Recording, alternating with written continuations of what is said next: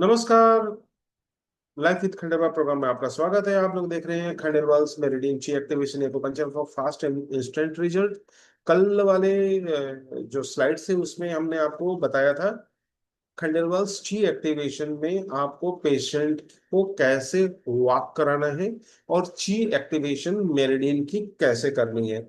वह एक particular posture और पर्टिकुलर पोजीशन की बात थी, लेकिन अभी उसमें बहुत आयाम जुड़ेंगे पेशेंट के आने से लेकर पेशेंट के जाने तक। उसमें आपको फेज वाइज सीखने होंगे, इसलिए मैं एक एक यूनिट लेकर उस यूनिट को कंप्लीट कर रहा हूँ। तो कल जो यूनिट कंप्लीट हुई थी वह एक क्लिनिक में, जब आप पेशेंट को हाथ लगा रहे हैं, जब पेशेंट खड़े होने के पोजीशन में आ गया उसके बाद जो वो चलेगा उतनी चीज कंप्लीट हुई है। तो उसके पहले भी बहुत कुछ होता है, उसके बाद भी बहुत कुछ होता है, और दोबारा ट्रीटमेंट के बीच में भी बहुत कुछ होता है। तो वो चीजें भी हमको आगे सीखनी है, ये दिमाग में रखिएगा। तो इसलिए चीजों को कड़ियों में सीखिए। तो अभी हम लोगों को क्या करना है, उन सारे पॉइंट को एक बार देखना है जो हम इस्तेमाल करेंगे। अभी ये पॉइंट देखने के बाद पॉइंट, पहले आपको लोकेशन देखना है, उसके बाद इस पॉइंट पे काम कैसे करना है वो भी सीखना होगा। तो टीसीएम वर्सेस ची एक्यूपंक्चर में हम टीसीएम का पॉइंट लेंगे, लेकिन उसको करेंगे ची एक्यूपंक्चर से। गोल्डन रूल्स मैं लगातार बता चुका हूँ, सारे गोल्डन रूल आपका अप्लाई होगा जो ची एक्यूपंक्चर में हमने आपको बताया। तो याद रखिएगा, टीसीएम की नीडलिंग और ची एक्यूपंक्चर की नीडलिंग का तरीका एकदम अलग होता है। कोई भी चीज दोनों में कॉमन नहीं है। बहुत बार होता है कि छोटी छोटी चीज हमें लगता है कॉमन है, तो कॉमन नहीं होता है। तो याद रखना, इस वक्त हम लोग क्या करेंगे, दाविन निडल टेक्निक, जिसको आप डिजिटल निडल टेक्निक भी बोलकर याद कर सकते हैं। तो व्यू 20 से हम शुरू करेंगे।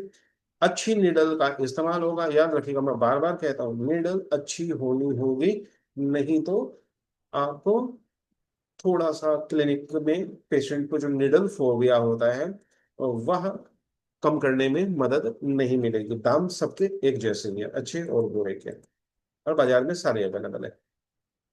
तो हम लोग अब डायरेक्टली आ जाते हैं clinical secrets for fast results, जिसमें मनोज खंडेलवाल मेरिडियन जी एक्टिवेशन एक्यूपंक्चर पर हम आगे बढ़ रहे हैं। तो ये चीजें आपको वापस में रिपीट कर देता हूँ कि सारी चीजें मस्कुलर स्केलेटल पेन, जिसमें बोन जॉइंट लिगामेंट टेंडन और मसल इफेक्टेड होते हैं, और दर्द और साथ में फंक्शनल इशू, ये दोनों को हम एक साथ लेकर चल रहे हैं।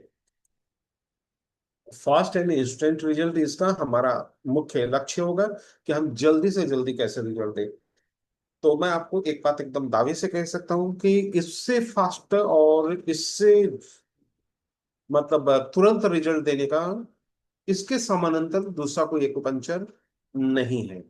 यह सारे एक्यूपंक्चर में तुरंत रिजल्ट देने में नंबर वन पायदान पर है। ये मैं नहीं कह रहा, ये सारे स्टडी और सारे रिसर्च कहते हैं। तो हम लोग चलते हैं, सबसे पहले हमारी शुरुआत होती है वो DU 20 से होती है। मैं ये सारे रिपीट कर देता हूँ, और उसके बाद कुछ नोट्स वगैरह इसके लोकेशन वगैरह के दे दूंगा, नहीं तो सबके पास अपनी किताबें हैं, उससे लोकेशन एक्यूरेट करके आइएगा। अब दोनों में मैं अंतर बताता हूँ। DU 20 ट्यूशियम का लोकेशन देखना है, लेकिन जब हम ची एक्यूपंक्चर में इस्तेमाल करेंगे तो कोई भी पॉइंट उस तरीके से इस्तेमाल नहीं होगा। सारे पॉइंट किसी भी इशू के डिजिटल पॉइंट के रूप में इस्तेमाल होगा। याद रखिएगा, इसका कोई भी लोकल काम हम नहीं करेंगे। इसलिए DU 20 की लोकेशन, मैं सारी की लोकेशन जस्ट आपको याद करा देता हूँ क्योंकि आप लोग इसी फील्ड से हैं, लेकिन थोड़ा सा दिमाग में रहेगा तो वो आपके काम अच्छा आएगा। तो यहाँ पर हम लोगों का फार्मूला सिंपल सा होता है, कान की सीध में थोड़ा सा टेढ़ा करके हम लोग चलते हैं, यहाँ का सा टेढ़ा सा होता है, नाक की सीध में चलते हैं, मीटिंग पॉइंट हमारा DU 20 होता है। यहाँ पर याद रखिएगा, हम पॉइंट जरूर बोलते हैं, लेकिन हमारे टीसीएम में और ची एक्यूपंक्चर का जो अंतर आता है वो ये आता है, ची एक्यूपंक्चर में हम लोग कोई भी पॉइंट एक दूर वाले इशू के लिए ले रहे हैं, और दूसरा वहां पर जिस दूर वाले के लिए ले रहे हैं वो दूर वाले में ची एक्टिवेशन साथ साथ में जारी रखेंगे, तो दो काम हमारा चलेगा। तीसरी बात, कोई भी पॉइंट हम जो लेंगे वो लोकेशन के मेरिडियन की रूट को छोड़कर नहीं लेंगे। याद रखिएगा, अब इसका भी अंतर बता देता हूँ। क्योंकि आप लोगों को लगेगा कि मैंने तो यहाँ ड्यू 20 बताया, आपने बोला आजू बाजू हो सकता है, वो हॉरिजेंटल में कहीं नहीं होगा, मतलब यहाँ यहाँ नहीं होगा, वो इसी लाइन में होगा जिस लाइन में ड्यू मेरिडियन है। अगर मैं यूबी मेरिडियन की बात करूंगा तो यूबी मेरिडियन के ऊपर ही वो पॉइंट होगा, उसका रेखा आपको नहीं छोड़ना है। इसलिए सारे लोग क्या करेंगे, मेरिडियन का रूट बहुत अच्छे से पढ़ के आएंगे। आपके पॉइंट के साथ साथ मेरिडियन का रूट भी जानना बहुत जरूरी है। तो हम जो ड्यू 20 लेंगे, वह ड्यू 20 थोड़ा आगे पीछे हर पेशेंट में होगा। किसी का यहाँ होगा, किसी का यहाँ होगा, किसी का यहाँ होगा। आप पूछेंगे क्यों? एक काम कीजिएगा, आप जितने भी पेशेंट है सबके सर के ऊपर हाथ लगाइएगा, आपको यहाँ पर एक हल्का सा गड्ढा नजर आएगा, और उसके बाद उस गड्ढे से आप मेजरमेंट करके देखिएगा, आपको एक जैसा मेजरमेंट नहीं मिलेगा, थोड़ा 19-20 मिलेगा। और हर पेशेंट का टोपोग्राफी अलग मिलेगा, तो हर किसी का सर की बनावट थोड़ा थोड़ा अलग होता है, इसलिए इस पॉइंट को थोड़ा आगे पीछे एक्यूरेट पोजीशन में लेना होता है। तो वो एक्यूरेट पोजीशन में हम कैसे लेंगे, वो हम सीखेंगे आगे। अभी सीखेंगे कौन सा पॉइंट लिया जा रहा है। इसलिए जब भी हम टीसीएम में बोलते हैं तो एकदम एक्यूरेट पॉइंट चाहिए होता है। जब हम ची एक्यूपंक्चर में बोलते हैं तो हम उसी मेरिडियन के ऊपर आजू बाजू या तो सामने या पीछे लेंगे। तो आपकी जितने भी मेरिडियन पे पॉइंट लिए जाएंगे वो याद रखिएगा वर्टिकल लिए जाएंगे, हॉरिजॉन्टल नहीं लिए जाएंगे। हॉरिजॉन्टल में आधा चुन भी इधर और इधर लेने की इजाजत नहीं है, लेकिन इस मेरिडियन में हम 3 चून तक ऊपर नीचे होते हैं।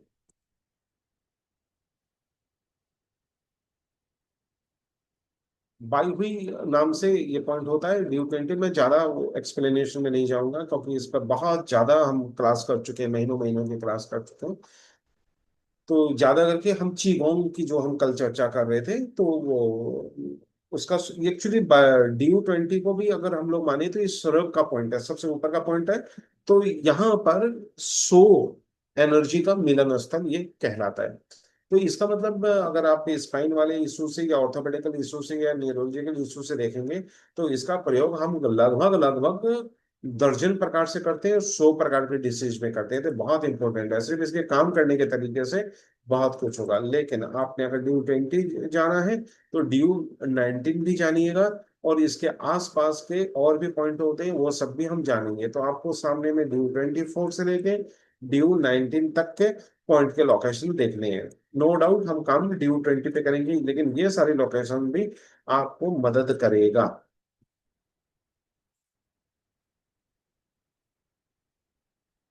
तो ड्यू 19 और ड्यू 20 से सिर्फ 1.5 चुन आपको पीछे की तरफ जाना है। नाक की सीध में ड्यू 20 है, नाक के ऊपर जाएंगे तो हेयर लाइन के पास ड्यू 24 मिलेगा। फिर आपको टॉपोग्राफी पे ड्यू 20 है, और उसके 1.5 चुन पीछे 19 है। ये दो पॉइंट है 23 और 24। ये हम साथ में अगर कोई न्यूरोलॉजिकल इशू होता है तो इन दो का भी प्रयोग हम करेंगे। लेकिन ये दो का प्रयोग यहाँ पर जो होगा वो स्काल्प एक्यूपंक्चर के हिसाब से होगा। तो मैं पॉइंट कॉमन रख रहा हूँ, लेकिन आपको साथ साथ में बता रहा हूँ क्यों, क्योंकि सब में तकनीक बदल जाता है, निडल लगाने का तकनीक बदल जाता है, निडल से काम लेने का तकनीक बदल जाता है। तो इसलिए साथ साथ में आपको वो चीजें भी जानना है कि हम क्यों ले रहे हैं, किस तरह से लेंगे, किस टेक्निक से लेंगे। ड्यू 20 के आजू बाजू जो मैंने आपको बोला पॉइंट का ध्यान रखना है। तो वो सारे पॉइंट आपको एक ही पिक्चर में मैं यहाँ पर दिखा रहा हूँ, तो वापस दे रहा हूँ। अगर आप ऊपर से देखेंगे तो जो हेयर लाइन है ये 3 चून पे होता है, ठीक है। तो यहाँ पर हेयर लाइन पे हम आपको बता देंगे कैसे लेना है। तो यहाँ पर आपको 24 लेना है हमें, तो उसके बाद 23, 22 का हम ज्यादा इस्तेमाल नहीं करते, लेकिन 21 का इस्तेमाल करेंगे, 20 का इस्तेमाल करेंगे, और 1.5 चुन पीछे यहाँ पर 19 होगा, 19 है यहाँ पे, ये 19 है, इसका इस्तेमाल करेंगे। तो आपको ड्यू 19, ड्यू 20, ड्यू 21, फिर ड्यू 23, ड्यू 24, 25 की जरूरत आपको बाद में चलकर जब हम शोल्डर पेन करेंगे तब ये एक लैंडमार्क लोकेशन के रूप में होगा। तो इसलिए आपको ये सारी लोकेशन जानने जरूरी है। तो अब यहाँ पर दो बातें याद रखिएगा, जितने भी स्पाइन के इशू होंगे उसमें हमको ड्यू 19 और ड्यू 20 का इस्तेमाल करना है। जितने भी हमारे लीवर या वुड से रिलेटेड जब हम पॉइंट इस्तेमाल करेंगे तो उसमें लैंडमार्क के रूप में हमको ड्यू 21 इस्तेमाल होगा। प्लस जितने भी हम शोल्डर पेन पर काम करेंगे तो हमारा DU 22 और DU 21 के पॉइंट को हम उसका मतलब आप एक तरह का वो केंद्र बिंदु मानेंगे, जहां से हम तय करेंगे कि हमको कैसे और किधर जाकर पॉइंट लेने हैं, क्योंकि उसके पॉइंट हमें कान के पास से इधर के बीच में लेने होते हैं। तो वो तरीके आपको थोड़े से हम दिखाएंगे तो समझ में आएगा। और न्यूरोलॉजिकल इशू हो जाए साथ में, जैसे साइटिका पेन है उसमें नर्व के इशू, न्यूरो के इशू आते हैं, या चलने में अगर गैट आ जाता है या और कोई इशू आता है, या सोचने में, जैसे स्ट्रोक एंड पैरालिसिस के बाद बहुत सारे पेशेंट के थिंकिंग पैटर्न में, मेमोरी में, स्वाद में और बहुत सारी चीजों में इश्यूज आते हैं। तो वो सारे में जब हम स्ट्रोक एंड पैरालिसिस करेंगे तो हम फिर DU 23 और DU 24 के पास जाएंगे। याद रखिएगा, यहाँ पर हम लोग पास की बात कर रहे हैं, एक्यूरेट की बात नहीं कर रहे, लेकिन लोकेशन एक्यूरेट जानना बहुत जरूरी है। तो ये लैंडमार्क हो गए एक तरह से आपके, तो ये लैंडमार्क आपको याद रखना है, उससे बहुत फायदे होंगे आपके और काम आप फटाफट सीख जाएंगे। तो अगर देखेंगे लोकेशन, तो 24 बड़ा आसान है आपको। जहां पर हम बिंदी लगाते हैं उसके ठीक बीच में से आपको जाना है, और हेयरलाइन के भीतर होता है। जितने भी पॉइंट यहाँ पर होंगे ना, ये वाले, ये सब के सब हेयरलाइन के भीतर होंगे। 0.5 चुन, यानी जस्ट बालों के अंदर। तो 0.5 चुन पे 24 होगा। फिर हम 23 वगैरह वगैरह पॉइंट जो आपको बताए लेंगे, लेकिन इसका लोकेशन बहुत आसान सा है, खाली आपको दिमाग में रखना है। तो यहाँ पर दो पॉइंट हो गया, एक 23 और एक 24। अगर आप जैसे अभी मैंने आपको बताया था कि दिमाग में आपको रखना है कि पिक्चर, आप पेशेंट आया, कैसे ट्रीटमेंट दे रहे हैं, क्या दे रहे हैं। तो अभी मैंने आपको जो DU 20 का बताया, वो पॉइंट के लोकेशन बताया, लेकिन हम जो पॉइंट लेंगे और वह TCM के पॉइंट लेंगे, लेकिन काम हम TCM का नहीं करेंगे। हम काम करेंगे यहाँ पर स्काल्प एक्यूपंक्चर का। तो यहाँ पर जो तकनीक होगी वो वह स्काल्प एक्यूपंक्चर वाली होगी, TCM वाली तकनीक नहीं होगी।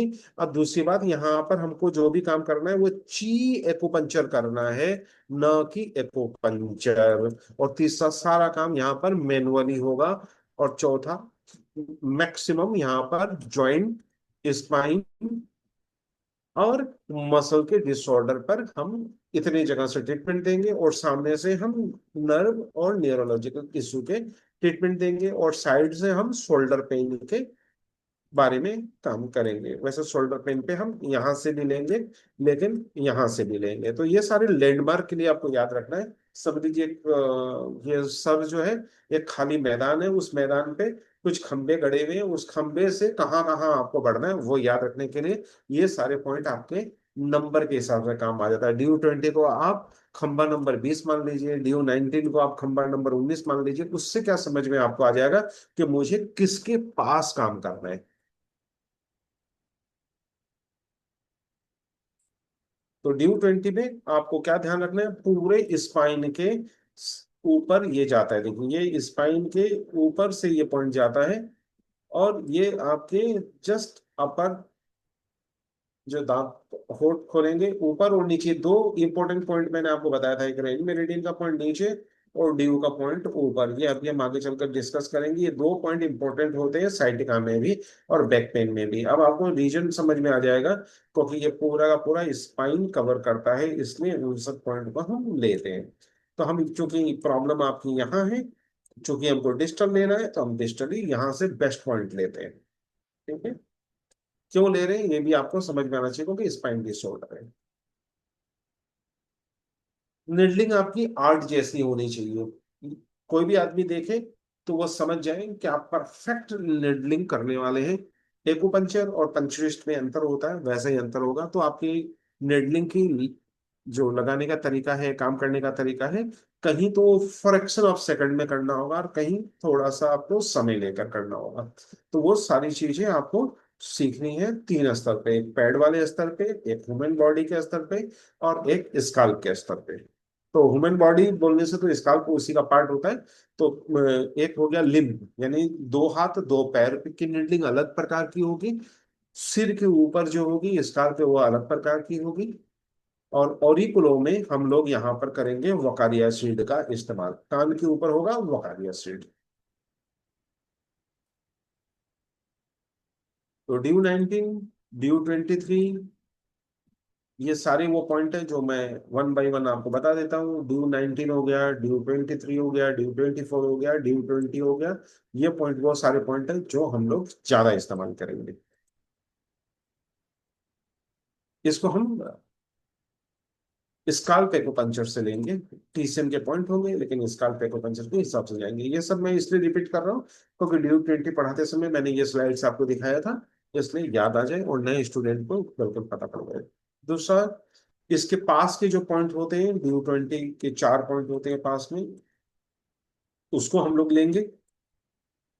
उस पर हमने आपको, जो पुराने स्टूडेंट है उनको हमने नी पेन के ऊपर में बताया था, वन वन चुन और हाफ चुन और डेढ़ चुन। चूंकि अगर हम इसको एक्स्ट्रा पॉइंट लेते हैं तो ये वन चून पे होगा। एक्स्ट्रा पॉइंट लेंगे तो वन चून पे होगा, क्योंकि हम यहाँ पर स्काल पे एक्यूपंक्चर के हिसाब से कर रहे हैं। अगर ये ड्यू 20 है तो इसके वन चून इधर, वन चून इधर, वन चून इधर और वन चून इधर, ये जो सर्किल में 4 पॉइंट होंगे ये एक्स्ट्रा पॉइंट होंगे। लेकिन हमारे ये एक्स्ट्रा पॉइंट सिर्फ लोकेशन समझाने के लिए है। हम एक पूरे टी वन चून वाला नहीं देते, क्योंकि हम 0.5 चून और 1.5 चून पर काम करते हैं। तो यहाँ पर जो निडल है वो वन चून का है। अब ये वन चून की निडल भी लगाएंगे तो हम डेढ़ चून से लैंडिंग करेंगे, ना कि वन चून से लैंडिंग करेंगे। याद रखिएगा, ये चीज को याद रखिएगा। हम दूर से लैंडिंग करेंगे। अगर वन चून भी लेना होगा तो हम डेढ़ चून दूर जाकर वन चून में आएंगे। निडल पेनलेस होना चाहिए कि कोई भी लगवा सके। अगर आपके कोई भी निडल में दर्द होता है तो समझ जाइएगा आपका निडल खराब है या आपका निडल लगाने का तरीका खराब है, क्योंकि किसी भी निडल में पेन बिल्कुल नहीं होता है। ठीक है, तो बिल्कुल पेन मत कीजिएगा। ड्यू 16, इसका प्रयोग हम साइटिका में सबसे पहले पॉइंट के रूप में करेंगे।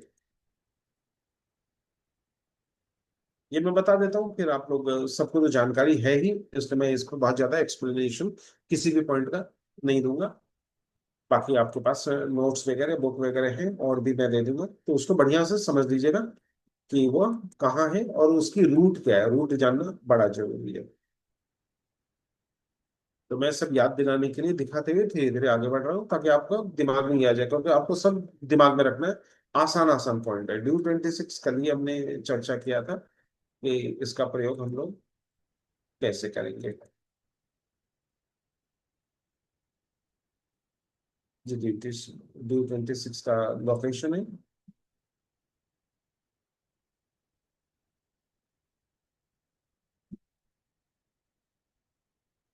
सब लोग अपने नाक के नीचे उंगली लगा दीजिए। उंगली एकदम ड्यू 26 के ऊपर ही लैंड होगी। ठीक है, आपको क्या करना है, उंगली को नाक से चिपका के कहाँ रखना है, जस्ट इसके बीच में ही। वो ऑटोमेटिकली आपकी उंगली नाक से यहाँ से लगेगी और ऐसे करके ये पॉइंट के ऊपर ही लैंड होगी। इतना आसान पॉइंट है। इसी पे आपको निडल करना है। यहाँ पर निडल फास्ट होगा, यहाँ स्लो निडल नहीं करना है, क्योंकि यहाँ पर अगर आपने थोड़ा भी टाइम लगा दिया तो पेशेंट के आंख से आंसू निकल आते हैं। और यहाँ पर निडल बहुत ज्यादा भी नहीं देना है, क्योंकि सॉफ्ट पार्ट है और बहुत अंदर तक चला जाता है। तो जितना हमको निडल लगाना है बस उतना की प्रैक्टिस आपकी अच्छी होनी होगी, क्योंकि पेशेंट पहले से ही परेशान है। 3 लोग उसको उठा के आएंगे। पेशेंट के ट्रीटमेंट के दौरान उनके घर वाले 2-3 खड़े रहेंगे। वो सारी चीजें देखेंगे। अगर उनको लगा कि ये तो पेशेंट के साथ और अत्याचार हो रहा है, पेशेंट का दर्द और बढ़ रहा है, तो वो क्या करेगा, पहला दिन तो आपसे ट्रीटमेंट ले लेगा, नेक्स्ट डे नहीं आएगा, क्योंकि उनको लगेगा पता नहीं कैसे कैसे कहाँ कहाँ निडल लगाया जा रहा है। तो यहाँ पे निडल जो लगाएंगे आप फास्ट लगाएंगे, तुरंत लगाएंगे। जब तक पेशेंट को पता पड़ता है तब तक निडल लगाकर उसको मूव करा देते हैं, जैसे कल आपने देखा है। साथ में यहाँ पर ड्यू 24 और ड्यू 23 आपको मैं दिखाने के बाद ड्यू 26 दिखाया हूँ। तो ये दिमाग में रखिएगा, एक नाक के लाइन में आपको ये पॉइंट हमारे मस्कुलोस्केलेटल में हमारे को काम आने हैं, अगर नर्व या न्यूरो के इशू के साथ आते हैं। तो यहाँ पर चेहरे के ऊपर से आपके 3 पॉइंट काम में आएंगे, ड्यू 26, ड्यू 24 और ड्यू 23। ये नेडलिंग जो है, इसकी एक तस्वीर है टीसीएम के हिसाब से। यही को हम लोगों को चीयर को पंचर के हिसाब से करना है।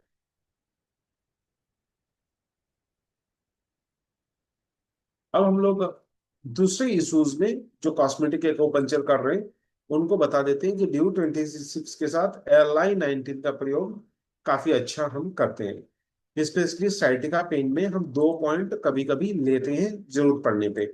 एक लेते हैं LI19 और दूसरा ये नॉस्ट्रिल जो है, नाक की ग्रॉव जो है। अब सब लोग अपने अपने नाक पे उंगली रखेंगे तो आप देखिएगा आपका हाथ आके यहाँ अटक जाता है। ये एक्स्ट्रा पॉइंट साइटिका का है, जिसपे हम निडल, एक निडल हम इस डायरेक्शन से, एक निडल हम इस डायरेक्शन से लगाते हैं। कॉस्मेटिक एंड ब्यूटी में ये निडल मैं आप लोगों को बता चुका था। तो एक निडल हम लोग यहाँ और यहाँ लगाते हैं। ये साइटिका का काफी अच्छा रिलीफ देने वाला पॉइंट है। और दूसरा, हम अगर ड्यू 26 पे पेशेंट नहीं लगवाना चाहता है तो हम LI19 से भी ड्यू 26 ले सकते हैं। वह तरीका मैं आपको बता दूंगा।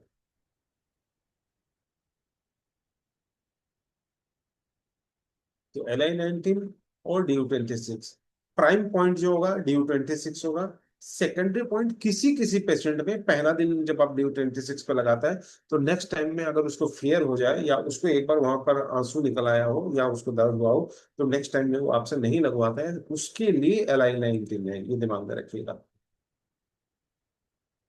और इसका प्रयोग हम लोग क्या करते हैं, कुछ क्लिनिक में जो फर्स्ट टाइमर एक्यूपंचिस्ट होते हैं उससे कुछ गलतियां होती है, क्योंकि गोल्डन रूल तोड़ देते हैं। गोल्डन रूल ये होता है कि फर्स्ट डे नीडल नहीं लगाना, खड़े हुए को नहीं लगाना, भूखे पेट को नहीं लगाना, अचानक गर्मी से आके एसी में बैठा हो तो नहीं लगाना, अगर कोई आदमी टोपी लगाता है, पगड़ी लगाता है और वह लगाकर उसको हटाया हो और तुरंत नीडल लगा दिया हो तो नहीं लगाना, कोई आदमी अगर प्यासा हो तो निडल नहीं लगाना, एकदम भूखे को तो हम लगाते ही नहीं हैं।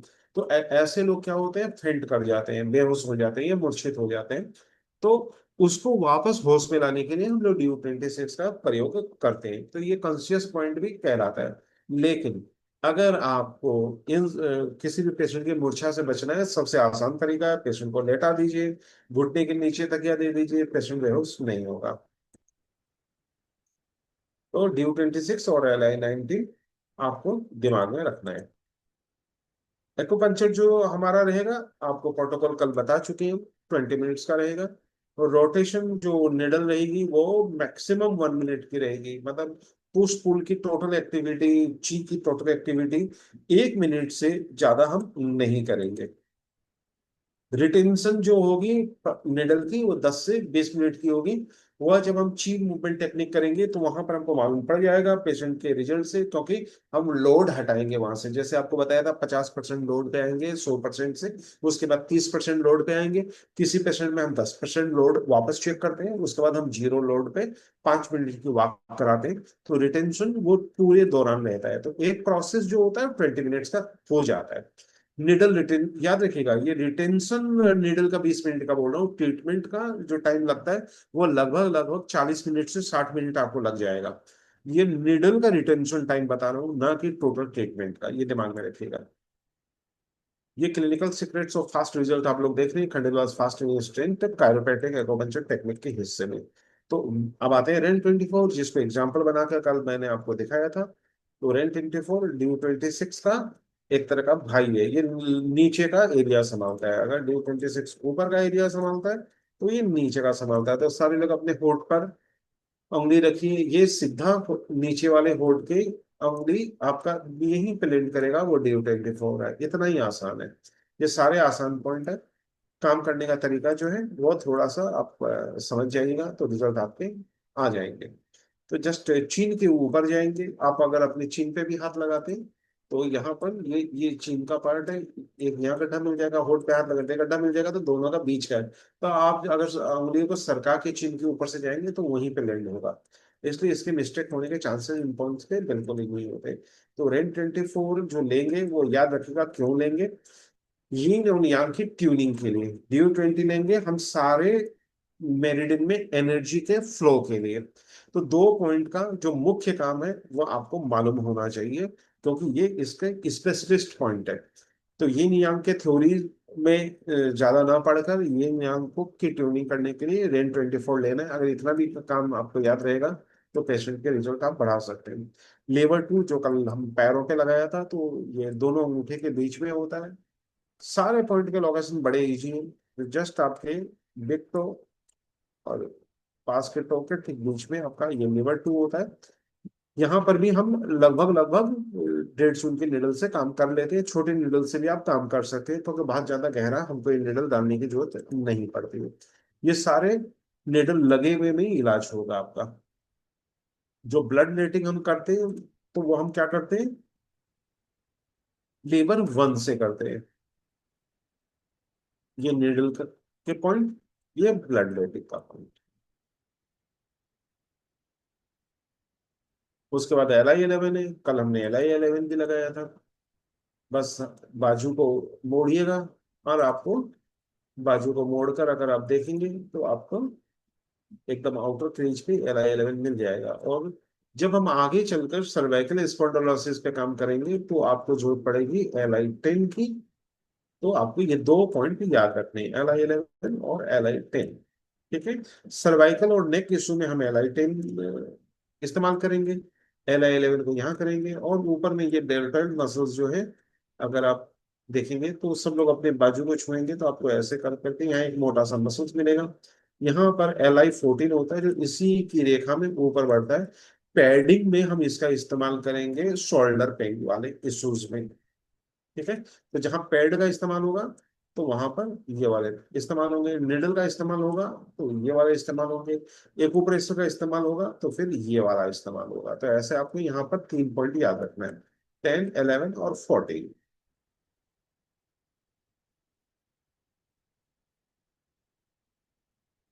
जब भी हम इलेक्ट्रो एक्यूप्रेशर देते हैं तो हम लोग क्या करते हैं, 4 से 11 को या 4 से 10 को जोड़ते हैं। हम किसी भी प्रकार के ऐसी मशीन का इस्तेमाल पूरे इस प्रोग्राम में नहीं करेंगे। आपको किसी भी प्रकार की मशीन की जरूरत निडल स्टिमुलेशन के लिए नहीं पड़ेगी, लेकिन ये जो मशीन है ये पैड के लिए आपको जरूरत पड़ेगी, पैडिंग के लिए दोनों मशीन की जरूरत पड़ेगी। कोई भी बॉडी में जैसे हमारी सूजन आएगी, तो मैंने आपको बोला कि पहले दिन आपको एक्यूट कंडीशन में सूजन ही मुख्य कारण होता है, उसको हर हालत में डाइट से और एक्यूपंक्चर से कम करना होता है। वहां पर हम लोग प्राय इन 2 पॉइंट का इस्तेमाल करते हैं। अगर इन्फ्लेमेशन के साथ हम जैसे टेबलेट में एनाल्जेसिक और एंटी इन्फ्लेमेटरी कंबाइनेशन लेते हैं, वैसे हम लोग एनाल्जेसिक पॉइंट के रूप में तो लेते हैं 4 को, और इसको लेते हैं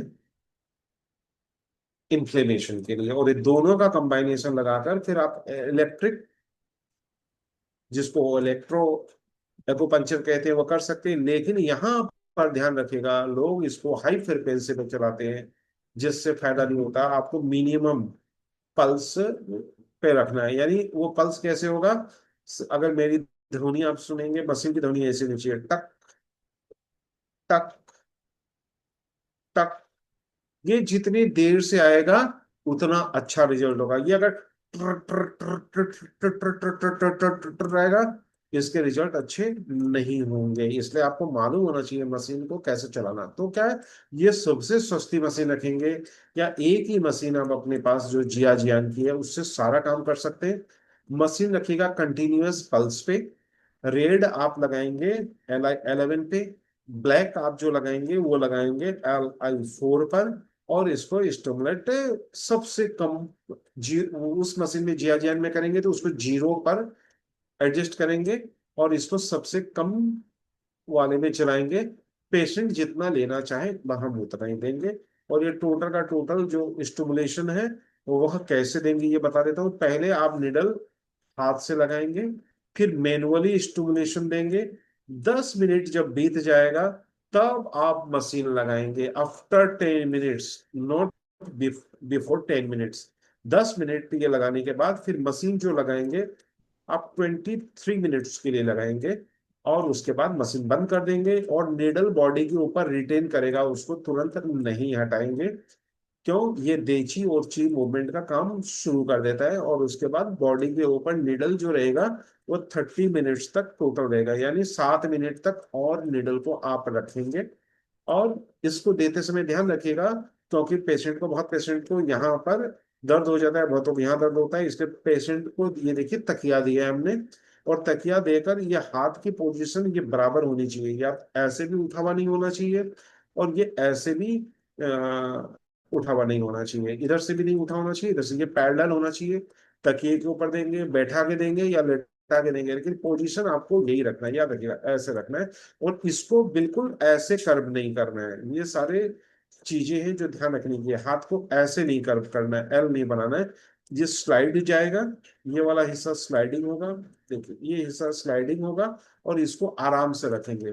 ये हाथ इधर से हिलाने की इजाजत है, इधर से हिलाने की इजाजत है, लेकिन पेशेंट अपना हाथ को सीधा ही रखेगा और रिलैक्स रखेगा। इसलिए इस पर हम लोग जो भी काम करेंगे उसके ये कुछ आयाम होते हैं जिसका ध्यान रखना जरूरी है। हम लगा तो पॉइंट बहुत सही देते हैं, लेकिन ये सारी चूक कर देते हैं, जिससे क्या होता है, काम तो आपने किया 100 रुपए वाला, लेकिन हुआ क्या, एक गलती यहाँ हुआ, आपके 10 रुपए कट गए। एक गलती इसको लगाने का, 10 रुपए यहाँ कट गए, 20 रुपए गए।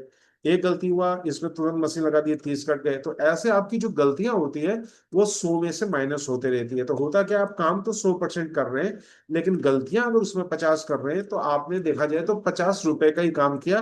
50 जो चीजें थी जो आप गंवाए जो है, उसको आप बचा सकते थे, बस इतनी बात है। ये छोटी छोटी बातों को ध्यान रखिएगा, ये बड़े रिजल्ट बनाते हैं। दूसरी बात, पेशेंट प्यासा नहीं होना चाहिए, दिमाग में रखिएगा, इसलिए हर पेशेंट को हम पानी जरूर पिलाते हैं बिफोर ट्रीटमेंट। किसी भी हालत में प्यासे पेशेंट का, कम हेमोग्लोबिन के पेशेंट का और डायबिटिक ठीक ना होने वाले पेशेंट का रिजल्ट परमानेंट नहीं रहता है, ये दिमाग में रखिएगा। तो हम बोन, मसल्स, लिगामेंट और कार्टिलेज पर काम कर रहे हैं, और इन चारों में भी हम LI11 का एंटी इंफ्लेमेटरी के रूप में इस्तेमाल करेंगे। DU3 है, ये बाद वाले ट्रीटमेंट में हम DU3 का इस्तेमाल करते हैं। DU3, यहाँ पर मैं आपको जो बता रहा हूँ उसमें आपने ध्यान दिया होगा, हमने एक वर्ड इस्तेमाल किया है, याओ यांग वान। इसका अगर हम अंग्रेजी वर्ड इस्तेमाल करते हैं तो इसका नंबर होता है लंबर यांग गेट। ये वर्ड याद रखिएगा, इससे आपको कंबाइनेशन याद रहेंगे। तो DU3 आपके बॉडी का दो में से एक नंबर यांग गेट है। यांग गेट, यांग वन मतलब हो गया यांग गेट, दरवाजा, यांग का दरवाजा। तो हमारी बॉडी में कितने हैं, दो यांग वन हैं, दो गेट हैं। तो ये दो गेट का हम आपको एक मौका दे रहे हैं कि इस एक सप्ताह के दौरान इसका आप सिर्फ 2 पॉइंट का इस्तेमाल करेंगे, नी पेन में भी और बैक पेन में भी। जैसे बता रहा हूँ वैसे कीजिएगा, साधारण तरीके से बता रहा हूँ, जिससे आपकी प्रैक्टिस अच्छी हो जाए। DU3 जो है उसके पास बहुत वाइटल पॉइंट्स हैं। तो ये एरिया एरिया जो है हमारे वाइटल पॉइंट्स का एरिया है। तो मॉक्सा करते समय हम लोग क्या करते हैं, DU3 से लेके DU4 तक। अब प्राय लोग कंफ्यूज होते हैं DU3 में और DU4 में।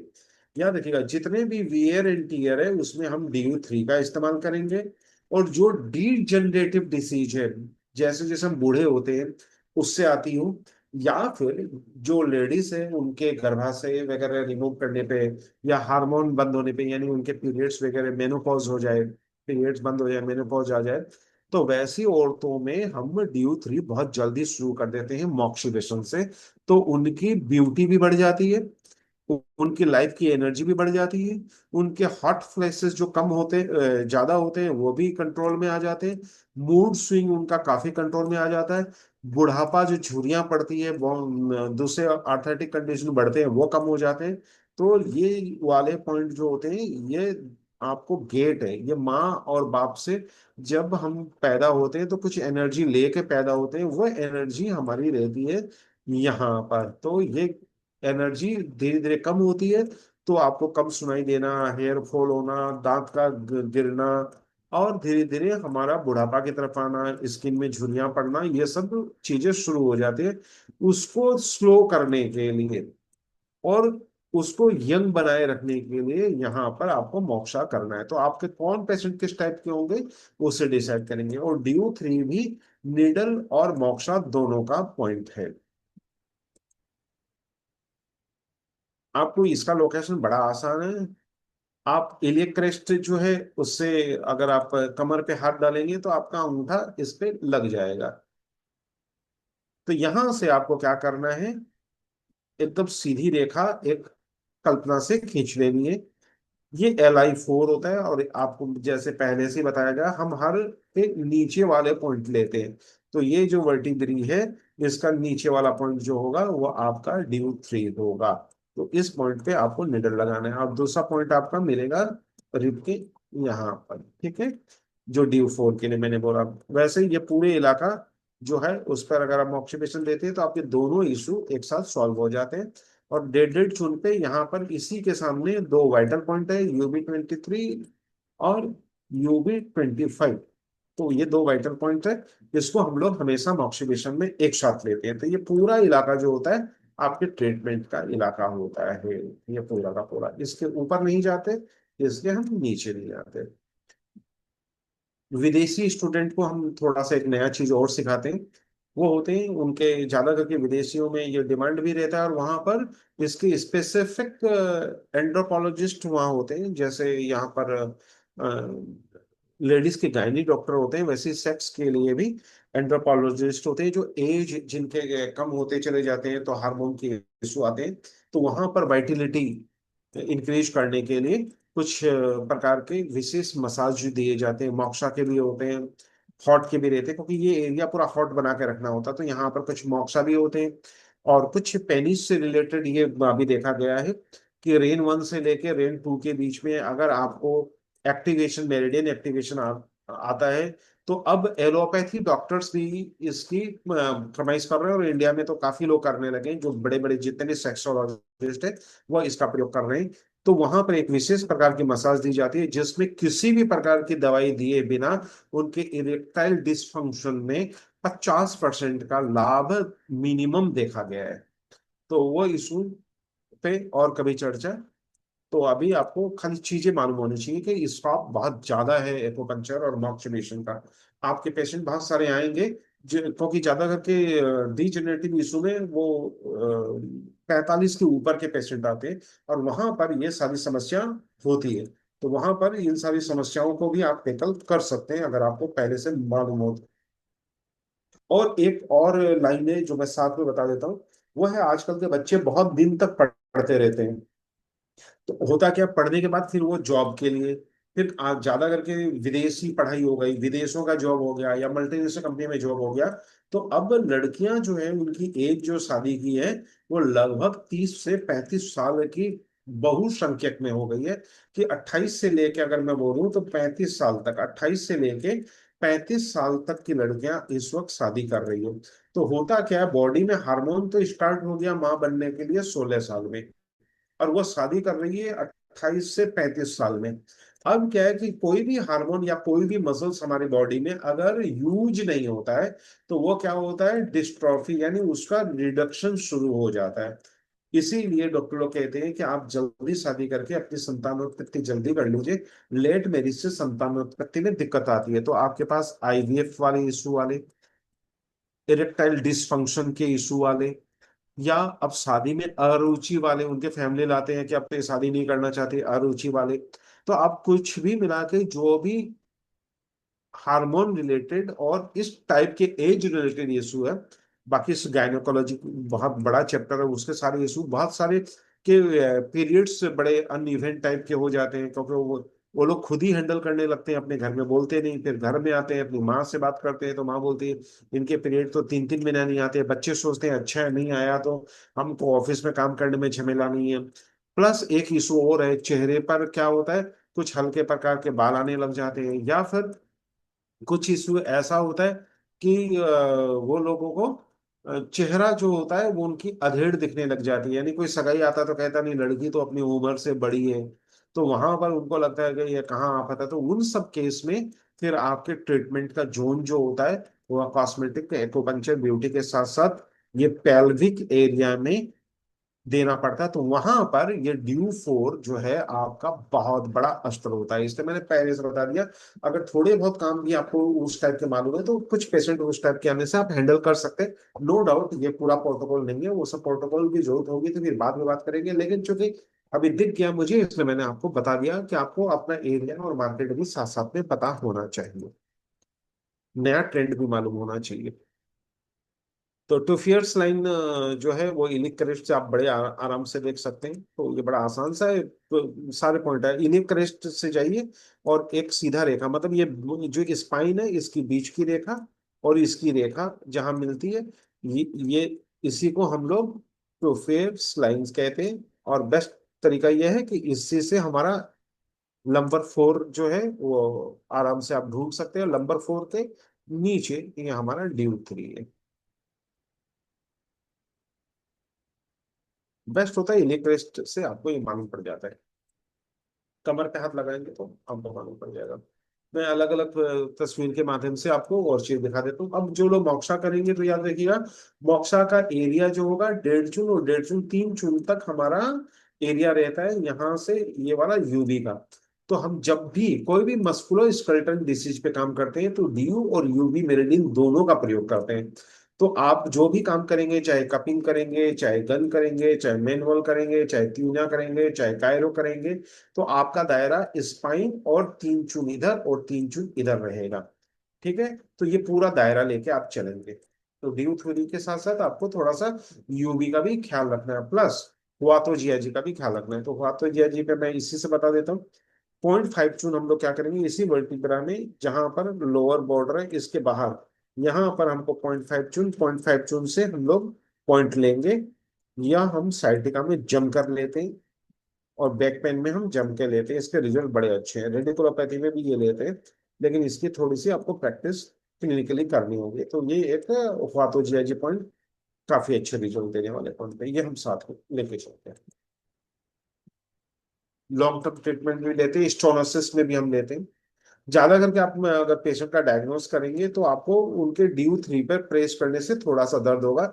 जिस भी पेशेंट के ड्यू 3 पे कुछ भी दर्द है, चाहे उसको इश्यू हो या नहीं हो, ये बात समझ लीजिएगा, उसको आज या कल कभी न कभी कोई भी प्रकार का इश्यूज आने वाला है। चाहे बैक पेन का आने वाला है, चाहे नी पेन का आने वाला है, या इस मेरिडियन में पड़ने वाले कोई भी अंग पर कुछ बीमारी आने की संभावना है। इसलिए आप पहले से यहाँ काम करके इसको सॉल्व कर सकते हैं। अगर ड्यू 4 पर अगर पेन आता है, अगर आप आसपास चेक करेंगे, एकदम मिडिल में नहीं चेक करते हम क्या करते हैं, पहले इधर से चेक करते हैं, फिर दोनों अंगूठा एक साथ लगाते हैं इधर और इधर, फिर वापस प्रेस करते हैं और पेशेंट को थोड़ा सा फॉरवर्ड बेंडिंग और बैकवर्ड बेंडिंग के लिए बोलते हैं, और उसके बाद में थोड़ा सा दाएं बाएं होने के लिए बोलते हैं, ऐसे और ऐसे होने के लिए बोलते हैं। हाथ वैसे ही कंस्ट्रेंट रहता है हमारा, हम खड़े होकर टेस्ट करते हैं। और अगर अगर ड्यू 3 में अगर प्रॉब्लम आए तो मान के चलिएगा कि डीजनरेटिव डिसीज से रिलेटेड, या ऑस्टियोआर्थराइटिस से रिलेटेड, या स्पाइन से रिलेटेड, या न्यूरो से रिलेटेड कोई ना कोई इशू उसको है जो डायग्नोस पे नहीं है, वो ट्रीटमेंट देंगे तो वो वैसे भी ठीक हो जाएगा। और ड्यू 4 पे अगर दर्द आता है तो ये बात मान के चलिए कि अब एज रिलेटेड या हार्मोन रिलेटेड इशू जो सबकी जिंदगी में आती है वो दस्तक देने लग गई है। अगर इसको ठीक कर लिया तो वो दस्तक उसकी उसको कंट्रोल करके प्रोलॉन्ग पीरियड तक उसको ठीक रख सकता है। तो ये दो बातें डायग्नोसिस के भी और काम करने के भी, इसलिए यहाँ पर पेन ना होने दें। तो ड्यू 3 पता पड़ गया। अब ड्यू 3 का जो प्रयोग होगा, याद रखिएगा, लोअर बैक पेन में हम इसको लेंगे ही लेंगे। कोई भी प्रकार का लोअर बैक पेन हो, तो ये कोई भी प्रकार का लोअर बैक पेन है, इसका ये प्रमुख पेन है, तो चूंकि साइटिका भी लोअर बैक का ही इशू है तो उसमें भी रहेगा, और नन साइटिका लोअर बैक पे भी रहेगा। और स्पाइनल डिसऑर्डर के साथ अगर कोई लोअर बैक होगा तो वो सारी के सारी इसमें कवर होंगे। प्लस जो अभी थोड़ी देर पहले आपको मैंने बताया था कि spinal nerve pass due 3 and go to genital area. तो यहाँ जेनाइटल एरिया के जो भी इशू होंगे उसमें हम ड्यू 3 का भी प्रयोग करेंगे। अगर एज 40 से ऊपर है, 40 से ऊपर, तो फिर हम ड्यू 3 भी साथ में लेंगे। अगर 40 तक नहीं है तो उसका प्राइम पॉइंट होगा ड्यू 3। इस पर मॉक्सिबेशन मॉक्सिबेशन मॉक्सिबेशन और प्रेस मॉक्सिबेशन यहाँ का सबसे बेस्ट मॉक्सिबेशन होगा, और क्वाड्री मॉक्सिबेशन। बाकी कोई भी मॉक्सिबेशन यहाँ पर आपको उतना अच्छा रिजल्ट नहीं देगा। और प्लस कोई भी इशू जो पैरों की तरफ फैलता है, यानी आदमी का पैर अगर कमजोर हो जाए, पैर में ताकत नहीं रहे, या साइटिका पेन का रेडिकुलोपैथी जो पैरों में फैलता है वो हो जाए, या पैरों में झुनझुन टाइप के हो जैसे विटामिन B12 की डिफिशियंसी में होता है, तो उस सब में भी आपको ड्यू 3 का ही प्रयोग करना है। ये जानकारी मैं चूंकि सामने आ गया बोल के दे रहा हूँ, वैसे मेरे को जो ची मेरिडियन वाले एक्वापंचर में उनका उतना मेरे को काम नहीं पड़ेगा, लेकिन ये आपको जो बाद के विजिट्स होंगे उसमें ये सारे काम आएंगे। इसलिए मैं साथ में एक्स्ट्रा जानकारी भी आपको दे दिया। अब GB 33 में आपको ये दो पॉइंट का प्रयोग आपको घर में करने के लिए अभी दे रहा हूँ। एक तो है ड्यू 3 और दूसरा है GB33। GB34 का लोकेशन सबको मालूम है। ये पैर के बाहर की तरफ जो लेटरल साइड होता है उस तरफ होता है, जिधर हमारे बाजू होते हैं। 3 चून ऊपर होता है 34 से। तो ये हमारे नी और थाई से होते हुए ऊपर की तरफ जाता है। तो इसका प्रयोग जो करना है वो आपको कैसे करना है वो थोड़ा सा मैं आपको होमवर्क के रूप में दे रहा हूँ। तो आपको मैंने बताया था कि आपको सबसे पहले पॉइंट देखना, फिर उसका मेरिडियन भी देखना कि मेरिडियन किधर से किधर जाता है, ये ध्यान रखना जरूरी है। तो हम लोगों का जो 33 का जो लोकेशन है वो 3 चून ऊपर होता है। और वैसे इसके 2-3 प्रकार से आप लोकेशन आराम से ले सकते हैं, क्योंकि आपका हाथ जो होगा ऊपर बाउंड को टच करेगा, नीचे बाउंड को टच करेगा, तो मस्कुलर पार्ट में हम ये लेते हैं। इसलिए आप इसको मिस नहीं कर सकते अगर आपने ढंग से लेना चाहा तो। निडल इसमें थोड़ा सा हम डेप्थ डालते हैं, इसलिए हम लोग 1.5 चून के निडल से प्रैक्टिस करते हैं। तो यहाँ पर 1 चून का निडल तो हम डालते ही डालते हैं, और बहुत सारे पेशेंट में ये 1.5 चून तक जाता है। लेकिन आप 1 चून तक के पहले तक का ही प्रैक्टिस करेंगे। 1.5 चून मैं बाद में चल के बताऊंगा कैसे और कहाँ करने। ये बाहर का पैर है। जब आप पेशेंट का घुटना को मोड़ कर, अगर सुला के भी मोड़ के देखेंगे और बैठे होंगे तो भी मोड़ के देखेंगे, तो आप जस्ट उनका यहाँ पर आपका ये नी का डिवाइडेशन है, यहाँ से आप हाथ लगाकर बॉन्ड टच करिए और जस्ट जाते रहिए। और एक अंगूठा ऊपर से लाते रहिए, हाथ आके आपका यहाँ अटक जाएगा। ये वाला है GB33। और यहाँ पर मीठा पेन होगा जिनको घुटना दर्द होगा और जिनको बैक पेन होगा, दोनों में यहाँ पर मीठा पेन होगा। बिना पेन का पेशेंट नहीं मिलेगा आपको। तो जिसको भी कमर में दर्द हो और जिसको भी लेटरल साइड का नी पेन हो, नी पेन बहुत प्रकार के होते हैं, आगे चल के नी वाले में करेंगे। तो लेटरल साइड का जिसको भी नी पेन हो और जिसको कमर का कोई भी प्रकार का इश्यू हो, तो GB33 और DU3, ये 2 पॉइंट से ही हम काम करेंगे। ठीक है, ये दिमाग में रखना। तो ये एक प्रोटोकॉल आपको मैं दे रहा हूँ, जब तक आप पूरी तरह प्रिपेयर नहीं हो जाते तब तक के लिए। यह बॉडी का ऑक्सीजन बढ़ाने वाला पॉइंट है, याद रखिएगा। एकदम सिंपल भाषा में बता दें, जितने भी रिसर्च हुई इसमें ये कंफर्म है, ये बॉडी का ऑक्सीजन बढ़ाता है। अब आपको समझ लीजिए हम निडल नहीं करते, तो मेजर में क्या करूँ, आप पैड लगा सकते हैं। तो पैड कहाँ कहाँ लगाएंगे सर? तो उसके डिसीज के दूसरे, अगर साइटिका का पेशेंट है तो हम लोग क्या करेंगे, ठीक बटक के नीचे लगाएंगे। ये बटक, ये 2 बटक, 1 मिनट बनाए तो ये समझ लीजिए आपका बटक है।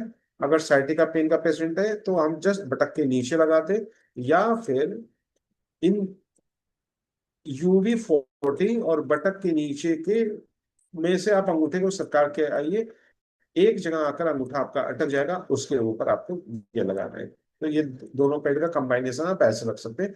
नी पेन अगर है पेशेंट का, अगर बैक पेन देंगे तो आपका कंबाइनेशन पेडी का बैक से होगा।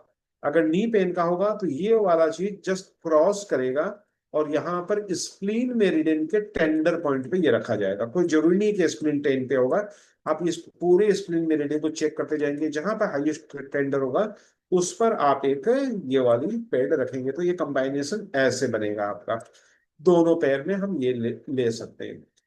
ठीक है, तो ये आपको 2 लेने हैं, इसका और इसका कंबाइनेशन। और पेशेंट को बैठाकर पैर नीचे लटका कर ट्रीटमेंट देंगे, और लेटा हुआ हो तो नीचे आप एक मोटा सा तकिया या टॉवेल दे के घुटना को ऊपर कर कर फिर ये पैड लगाएंगे। मैनुअल भी दे सकते हैं, एक्यूप्रेशर से भी दे सकते हैं, पैड से भी दे सकते हैं। अब आते हैं कौन से पैड, मसल स्टिमुलेटर भी दे सकते हैं, और प्लस आप जियाजियान भी दे सकते हैं। अब सवाल उठता है कि सर कौन सा इसमें फ्रीक्वेंसी देंगे? तो ये डिपेंड करता है पेशेंट के कंडीशन पे। सेफ मोड में जाएंगे तो आप वहां पर 5 से 10 मिनट का कपिंग दे सकते हैं, और उसके बाद 5 से 10 मिनट का मसाज मोड दे सकते हैं। बाकी फिलहाल एक बार मत दीजिएगा जब तक उसके पूरी नॉलेज नहीं हो। ये मैं थोड़े से जिस सर्च के बारे में आपको बता देता हूँ, वैसे आप लोगों को उतनी ज्यादा इस सब की जरूरत नहीं है। तो इससे ये देखा गया कि बॉडी में जो टिश्यूज है उस तक ऑक्सीजन पहुंचता है। याद रखिएगा, हमको न्यूट्रिएंट्स पहुंचाना होता है। हमारे नी का पार्ट ऐसा है कि वहां पर बहुत जहां पर भी हमारे टेंडन होते हैं या कार्टिलेज होते हैं, वहां ब्लड सप्लाई बहुत पुअर होती है। तो वहां तक ब्लड सप्लाई के लिए वहां ऑक्सीजन का पहुंचना जरूरी है, और ऑक्सीजन जो पहुंचता है वो ब्लड से पहुंचता है। उन सब में इजाफा देखा गया है इस पॉइंट से। तो ज्यादा करके हम लोग अगर टीसीएम के भाषा से बात करें तो हमारा क्या होता है, ची स्टैग्नेशन या ब्लड स्टैग्नेशन। अगर मॉडर्न साइंस की बात करें तो वो कहता है इससे ऑक्सीजन बढ़ता है, इससे ब्लड फ्लो बढ़ता है। तो दोनों बातें एक ही है। तो जब दोनों बातें एक ही है तो जमकर इसका इस्तेमाल कीजिए। पेशेंट को ये ट्रीटमेंट हम बैठा के या लेटा के ही देते हैं। तो हमको चूंकि पीछे का भी लेना होता है, ये भी लेना होता है, तो आप दो पार्ट में भी ले सकते हैं, एक पार्ट को भी ले सकते हैं। लेकिन ये बाहर की तरफ होता है, लेटरल साइड होता है, ये दिमाग में रखिएगा। और ये पेनफुल ऑब्स्ट्रक्शन को हटाने के लिए हम देते हैं। लेकिन याद रखिएगा उसमें पैर का जो मूवमेंट है वो हम मसल इंस्ट्रूमेंट से पूरा कर रहे हैं, या अगर निडल लगाते हैं तो थोड़ा सा हम मूवमेंट कराते हैं, वो हम बाद में सीखेंगे। एक बार आप जनरल भी कर सकते हैं। ये किसी भी प्रकार का रेडनेस हो, स्वेलिंग हो, स्टिफनेस हो या नमनेस हो, उन सब के लिए हम इसको देते हैं। एक पॉइंट मैं और बता देता हूँ आपको इसी के साथ। अगर आप मशीन लगाते हैं तो हम दो पॉइंट लेते हैं। UB40 से आप ऊपर की तरफ आइएगा, ठीक इसके नीचे से हाफ चूल इधर आपको एक टेंडर पॉइंट मिलेगा, ये वाला। ये एक एक्स्ट्रा पॉइंट होता है। इस पर आप एक परपेंडिकुलर नीडल लगाएंगे, एक नीडल यहाँ लगाएंगे। इन दो को आप स्टिमुलेट कर सकते हैं। ठीक है, यहाँ पर रेड लगेगा और यहाँ पर ब्लैक लगेगा। इस पर रेड, इस पर ब्लैक। ठीक है।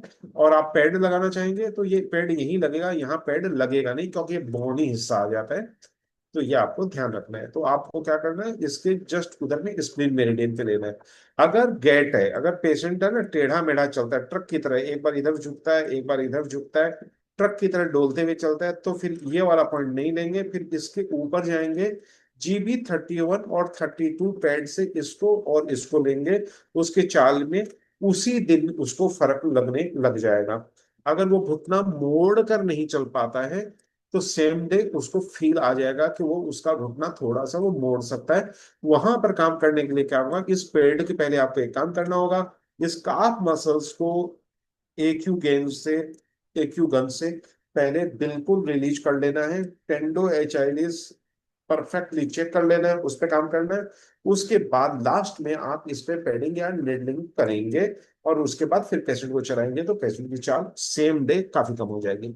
स्वेलिंग और पेन और स्टिफनेस, ये पेशेंट को पहले दिन से एक सप्ताह के अंदर उसको इन सब में रिजल्ट दिख जाता है। मैक्सिमम 7 डेज, और काम ढंग से करेंगे तो फर्स्ट 3 डेज। ठीक है। जो पेन है नी का, वो जाने में टाइम लगता है, याद रखिएगा। हमको दूसरे ट्रीटमेंट भी देने होते हैं लेकिन उसको रिजल्ट हम दिखा सकते हैं।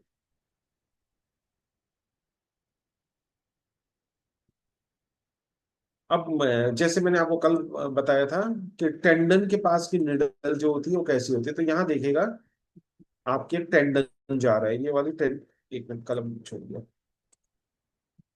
ये टेंडन के ऊपर पॉइंट है, तो यहाँ पर जो भी निडल होगी वो टेंडन को टच करते हुए और स्लो निडलिंग होगी, याद रखिएगा।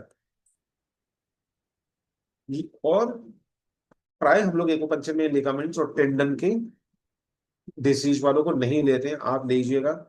टेंडन की निडलिंग अगर आपसे सही लैंडिंग हो रही है तो टेंडन में और लिगामेंट्स में, दोनों इशू में अगर आप ढंग से उनकी फिजियोथेरेपी हो रही हो तो आप अगर ये करवा दें, और या फिर आप TCM के कुछ एक्सरसाइज होते हैं जो स्ट्रेंथनिंग एक्सरसाइज कहलाते हैं, वो करवा दें TCM के, तो भी आप बहुत अच्छे रिजल्ट दे सकते हैं। ये डिपेंड करता है आपके नॉलेज पे।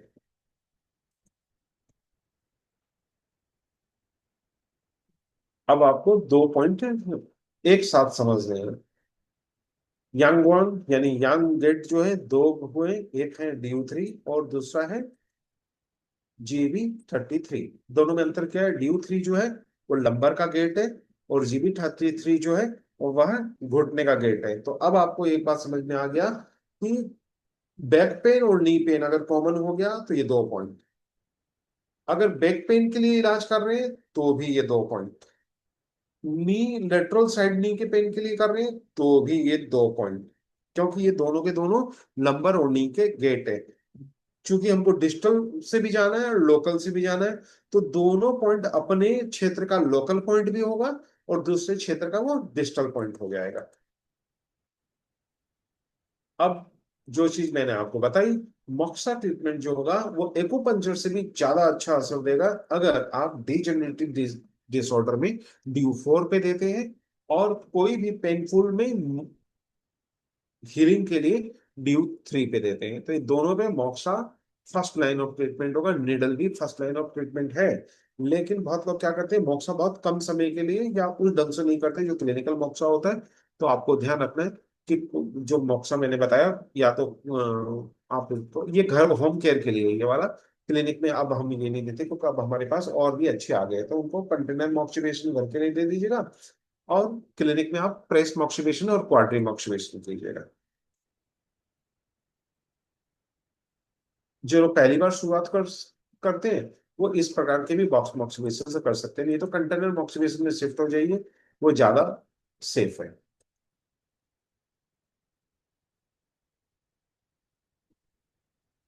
अब आते हैं ड्यू 3 पे। जब भी आप मॉक्सा करेंगे तो दो प्रकार से करेंगे, पहले आप लेटा के करेंगे, फिर आप क्या करेंगे, बैठा के करेंगे। जब आप लेटा के करेंगे तो उस वक्त पेशेंट क्या करेगा, लेटे लेटे अपने पैर को, जो एड़ी है उसको बटक पर लाएगा और छोड़ेगा, लाएगा छोड़ेगा, एक पैर एक पैर, दोनों पैर एक साथ नहीं लाएगा। पहले दायां पैर को बटक पे टच करने की चेष्टा करेगा, वो सीधा करेगा, फिर बायां पैर को लाने की चेष्टा करेगा। तो आप जब तक याद रखिएगा, ची एक्टिवेशन को नहीं भूलना है।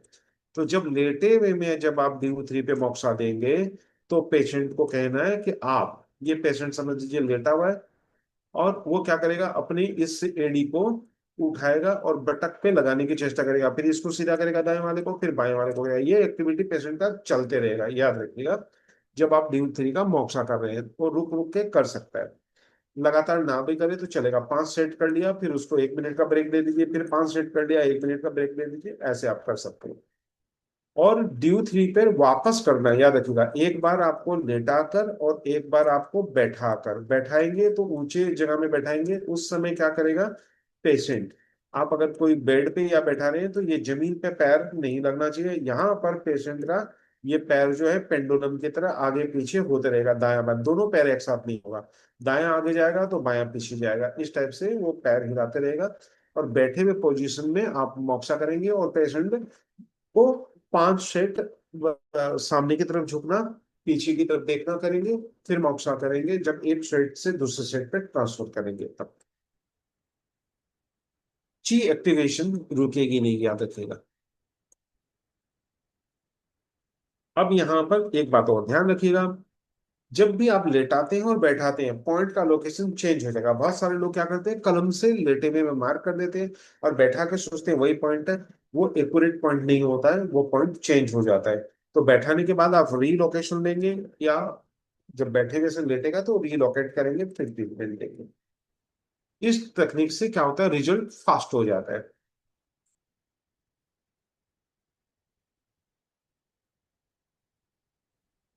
अब इसमें ज्यादा करके जो साइटिका के प्रोलोंग पेशेंट होते हैं, या एज ओल्ड पेशेंट होते हैं, या जिनको घुटना अपना दर्द और कमर दर्द दोनों हो जाता है, ज्यादा करके उनके पैरों की कमजोरी आ जाती है, तो ड्यू 3 उसको भी मजबूत करता है। तो यहाँ पर मॉक्सिपेशन का एक फायदा नहीं है, बल्कि वो भी फायदा है, वो मैं आपको साथ में बता देता हूँ। तो पेशेंट बहुत सारे कंडीशन से आता है, तो आप अगर मेरे पुराने कोर्स नहीं किए हुए हैं तो भी ये चीज इंफॉर्मेशन मैं आपको दे देता हूँ, तो आप फायदा ले सकते हैं। तो मोक्सा जो करेंगे वो ड्यू 3 ड्यू 4 में, अगर 40 साल से ऊपर के पेशेंट है तो दोनों को कंबाइन कर लीजिएगा, ताकि उनके एज रिलेटेड में भी फायदा हो जाएगा और जिस कारण से आया है उसमें भी आ जाएगा। अब यहाँ पर दो बातें और है। ड्यू 3 पे अगर आप पर दबाते हैं और टेंडर मिलता है, तो निडल या पेड आप लगाएंगे GB 33 पे पहले। जहां दर्द होगा वहां पर लोकल पॉइंट का इस्तेमाल हम पहले नहीं करेंगे, बाद में करेंगे। तो पहला काम आपका, अगर समझ लीजिए ड्यू 3 पे आपको इश्यू मिला, तो पहले आपको काम करना है GB 33 पे। अगर घुटना में GB 33 पे आपको पहले पेन मिला, तो पहले काम करना है ड्यू 3 पे। ये हो गया इसका golden rule number 1। Number 2, due 3 पे, शायद इसके स्लाइड्स होंगे, मैं दिखाई देता हूँ।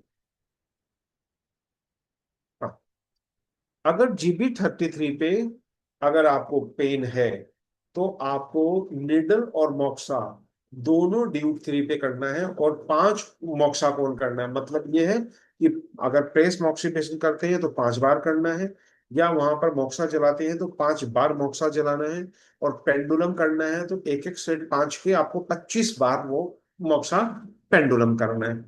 तो ड्यू 3 और GB 33 का अंतर आप समझिए। GB 33 पे मोक्सा वर्जित है, नहीं किया जाता है, तो ये दिमाग में रखिएगा। कहीं ड्यू 3 पे करके GB 33 पे मोक्सा मत करिएगा। GB 33 पे सिर्फ इनडायरेक्ट किया जाता है, लेकिन अभी डायरेक्ट इनडायरेक्ट को छोड़ दीजिए। GB 33 पर आपको मोक्सा नहीं करना है, बस ये ख्याल रखना है मोक्सा खाली ड्यू 3 पे करना है। और GB 33 पे पैड लगा सकते हैं, निडल लगा सकते हैं, एक्यूपल्सर लगा सकते हैं, मैनुअली मसाज दे सकते हैं, मैनुअली कायरो कर सकते हैं, ये सारे काम आप 33 पे कर सकते हैं। लेकिन यहाँ पर मोक्सा नहीं कर सकते हैं, मोक्सा सिर्फ ड्यू 3 पे ही करना है। तो ये दोनों पॉइंट को एक साथ दिखा दिया। अब आप ध्यान से देख लीजिए, समझ में आ गया। और फार्मूला सिंपल रखिएगा। यहाँ अगर टेंडर है या यहाँ पर कोई इशू है तो आपको इलाज करना है यहाँ, और रिजल्ट और वास स्कोर चेक करना है यहाँ का। और अगर कोई चीज का दर्द अगर आपको यहाँ पर है तो पहले इलाज यहाँ होगा, और यहाँ वाला जो होगा अगर कोई इशू तो पहले इलाज यहाँ पर होगा। ये दिमाग में रखिएगा, वाइस वर्सा दोनों का एक दूसरा पॉइंट डिजिटल हो गया अपने आप।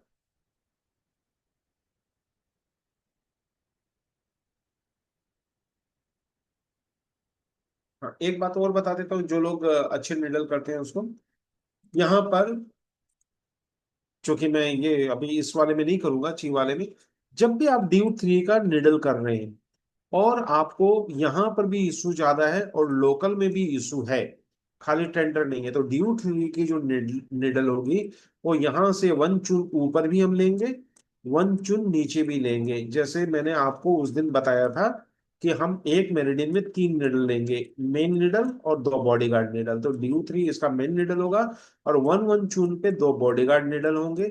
और चूंकि यहाँ पर वातोजियाजी और यूबी मेरिडियन भी है, इसलिए हम 1 चून इधर भी जाएंगे और 1 चून इधर भी जाएंगे, और इधर भी 3 3 निडल लेंगे। वो ड्यू 3 का निडल नहीं होगा, वो वातोजियाजी और लंग मेरिडियन के बीच का पॉइंट होगा। बराबर। तो 3 निडल इधर, 3 इधर और 3 इधर। तो ये 1 निडल, ये 2 निडल, ये 3 निडल। देखने में ये तीनों ऐसे और ऐसे बराबर दिखेंगे। मैं दूसरे से ले लेता हूँ। दिखने में ये ऐसे दिखेंगे आपको, ये वाला, ये दूसरा लेने लीजिए। हम्म। ये वाला ड्यू का निडल हो गया, ये ड्यू 3 वाला निडल हो गया, ये इसका बॉडीगार्ड निडल, ये इसका बॉडीगार्ड निडल। साथ में यहाँ पर हुआतोजियाजी भी है और यूबी भी है। तो हम क्या करेंगे, यहां से 1 चुन में वापस एक निडल लेंगे। इसका एक निडल, चूंकि ड्यू 3 का एक निडल लिया तो इसका बॉडीगार्ड ये, और ऊपर नीचे दोनों बॉडीगार्ड, और ऐसे ही मेन पॉइंट ये, और इन दोनों के ये 2 बॉडीगार्ड। तो ऐसे करके ये पॉइंट देखने में, इधर से देखने में एक जैसे होंगे, इधर से देखने में एक जैसे होंगे।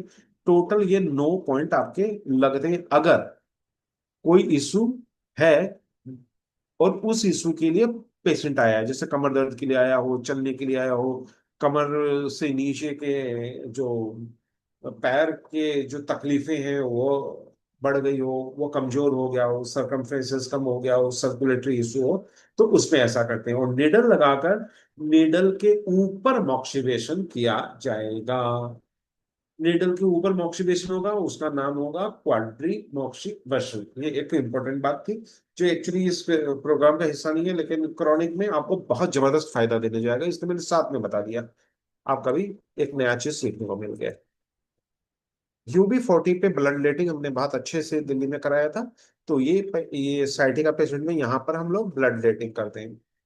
ये पॉपुलेटिव क्रीज जो घुटने के पीछे होता है उसके ठीक बीच में हम लोग जाते हैं। लेकिन ब्लड लेटिंग में और निडल में अंतर आपको मालूम होना। निडल तो हम बिल्कुल बीच में लगाते हैं, लेकिन ब्लड लेटिंग में हम लोग देखते हैं कि भाई हमारे को कहाँ से ब्लड आ सकता है, तो हम ये पूरा का पूरा दायरे में 4 5 जगह से एक साथ ड्राई कपिंग के थ्रू ले लेते हैं।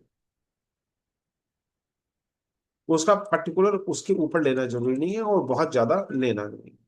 निडल लगाएंगे तो मिड पॉइंट पे लगाएंगे, ट्रांसवर्स क्रीज पे, जो पॉप्लेटियल फोसा है उसके बीच में आराम से आ जाता है। खाली टेंडन पर ना लगा दे तो टेंडन चेक करके उसके ऊपर आराम से निडल लगा दीजिएगा।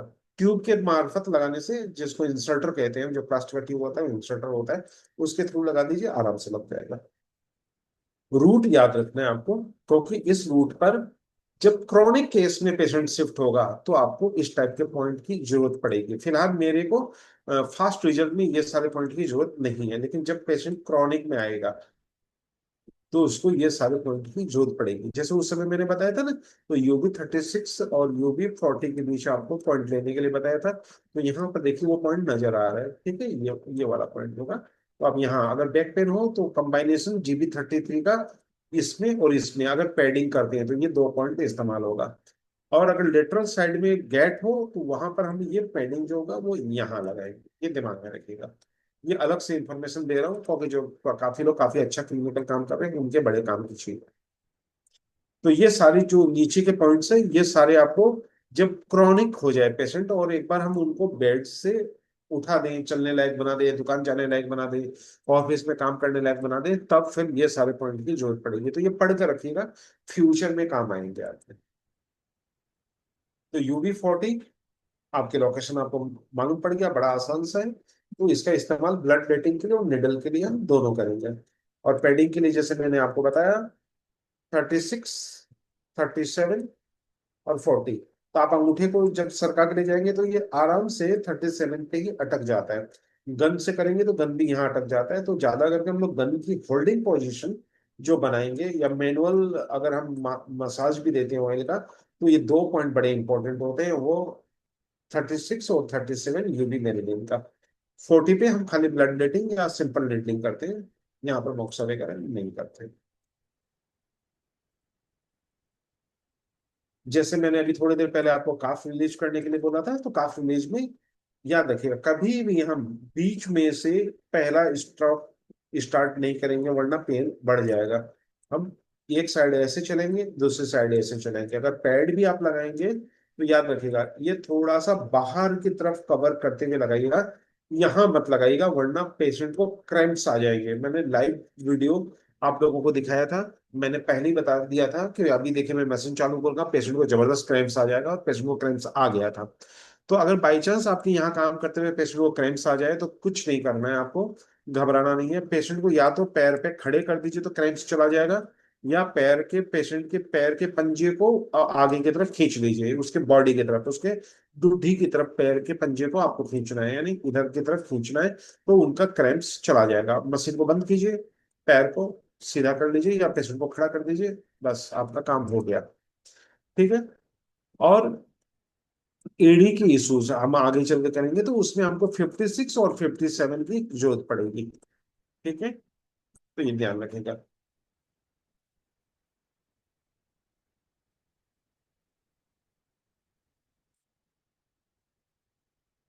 जितने भी नंबर की इश्यूज होंगे वो हम L4 के नीचे से ही सॉल्व करेंगे, ठीक है, जो हमारा DU3 है। UB40 की ब्लड लेटिंग से आप सारे नंबर प्रॉब्लम सॉल्व कर सकते हैं जो एक्यूट कंडीशन के हो। और अगर अब आ रहे उनपे, जब पेशेंट अचानक अकड़ जाता है, या झुक कर चलता है, या दर्द में अचानक कोई वजन उठाने से आ जाता है, या अचानक उसको लगा कि अभी सुबह तक तो ठीक था, जोर से खांसी आई, उसके बाद कमर ही अटक गया, उन सारे मामले में हमें क्या करना है। इस टाइप के पेशेंट भी हमारे क्लिनिक में आते हैं। तो वहां पर UB40 आपके बड़े काम की है। पॉइंट का कॉम्बिनेशन SI3 होगा। और बहुत बार क्या होता है, SI3 UB40 की जरूरत ही नहीं पड़ती। ये DU26 पॉइंट से भी आपका मसल स्पाज्म और स्ट्रेन कम हो जाता है, DU20 से भी कम हो जाता है। अगर वहां से न होता हो तो आपको फिर UB40 पे ब्लड लेटिंग की जरूरत पड़ेगी। और निडल जब भी करेंगे UB40 पे स्ट्रेन स्ट्रेन के लिए, तो पेशेंट का खड़ा होना जरूरी है, लेटा के नहीं दिया जाता है, ये दिमाग में रखिएगा। ये छोटे छोटे चीजें हैं जो आपके रिजल्ट को बहुत बढ़ा और घटा देता है। UB40 to the patient standing position, ध्यान रखिएगा। पेशेंट का खड़ा होकर निडल करना है अगर उसको कमर में किसी भी प्रकार का स्प्रेन आया हो तो।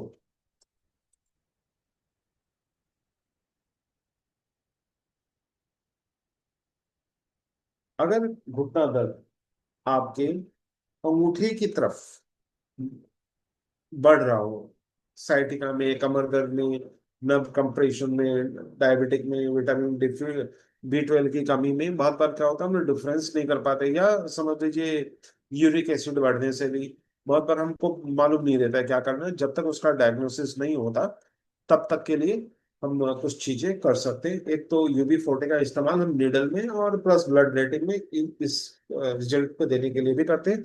और ज्यादा करके हिप और नी में अगर हम फ्लेक्सिंग और एक्सटेंडिंग यानी सामने की तरफ लाना और पीछे की तरफ ले जाने में अगर दिक्कत होती है तो यहाँ पर UB40 बहुत अच्छा काम करता है। प्राय लोग समझते हैं कि ये कमर का ही है, लेकिन डिस्टल पॉइंट के रूप में ये बहुत अच्छा काम करेगा। ये आपका साथी का है। वैसे मेरे को खाली UB40 का ब्लड रेटिंग ही बताना था आपको, लेकिन ये सारी चीजें बता देता हूँ ताकि आपके नए स्टूडेंट और पुराने स्टूडेंट में कोई अंतर नहीं रहे।